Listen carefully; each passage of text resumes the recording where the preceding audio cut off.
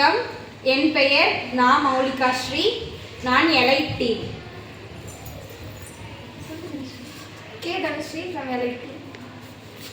A Ilakya from LIT. S Sangri from Vagai team. K Sandhya from Vagai team. B Alantika from Vagai team.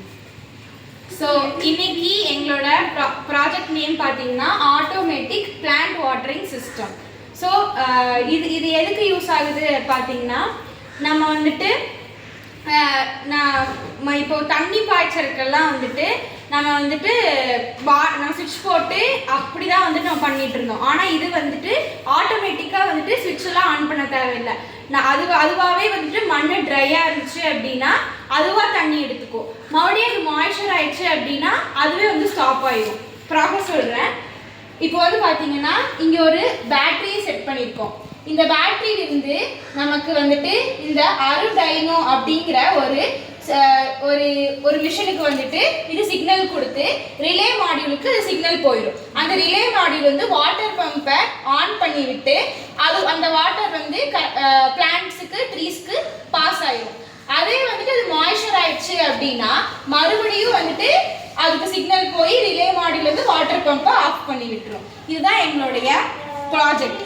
இது மூலியமா வந்துட்டு என்ன நம்ம வந்து தெரிஞ்சுக்கிறோம் அப்படின்னா, வாட்டர் வந்துட்டு அதிக அளவில் வந்துட்டு வெளியே போகாம நம்ம வந்து சேவ் பண்றதுக்கு யூஸ் ஆகுது. ஸோ இது வந்துட்டு மேன் பவரை வந்து குறைக்கிறதுக்கு யூஸ் ஆகுது. இதனால வந்துட்டு மண் அரிப்பெல்லாம் வந்து நிறைய ஏற்படும். அதையெல்லாம் வந்து தடுக்கிறதுக்கும் யூஸ் ஆகுது. இதனால நமக்கு என்ன யூஸ் ஆகுதுன்னா, வெளியே நிறைய பேர் வந்துட்டு வெளியே ஊர்ல இருக்கலாம், அது அவங்க தோட்டம் வந்து இங்க இருக்கலாம். அப்போ வந்து அவங்க வெளியே இருக்கலாம், அவங்க வந்து ஆஃப் பண்ணி சுவிட்ச் ஆஃப் பண்ணி தண்ணி நிறுத்தணும்னு தேவை கிடையாது. அதுவே வந்து ஆஃப் ஆகிக்கும். ட்ரை ஆனாலும் அதுவே ஆட்டோமேட்டிக்காக வாட்டர் எடுத்துக்கும். மாய்ஸ்சர் ஆயிடுச்சுன்னா அதுவே வந்து ஸ்டாப் ஆகிக்கும். இதனால வந்துட்டு பெரிய அளவில் தண்ணி நமக்கு வந்துட்டு வெளியே போகாமல் நமக்கு அதுக்கு தேவையான தண்ணி மட்டும் எடுத்துக்கிட்டு மிச்ச தண்ணியை வந்துட்டு சேவ் பண்ணி வச்சுக்குவோம். இது தண்ணி சேவ் பண்ணுறதுக்கும் வந்து யூஸ் ஆகுது.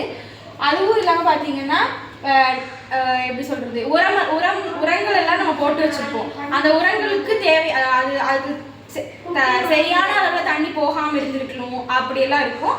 அந்த மாதிரி பிரச்சனைகளுக்குலாம் இது வந்து நல்லபடியாக யூஸ் ஆகும். அடுத்து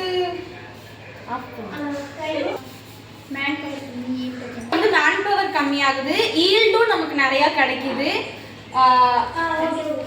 டைம் சேவ் பண்ணிக்கலாம். அப்புறம் வந்து பார்த்தீங்கன்னா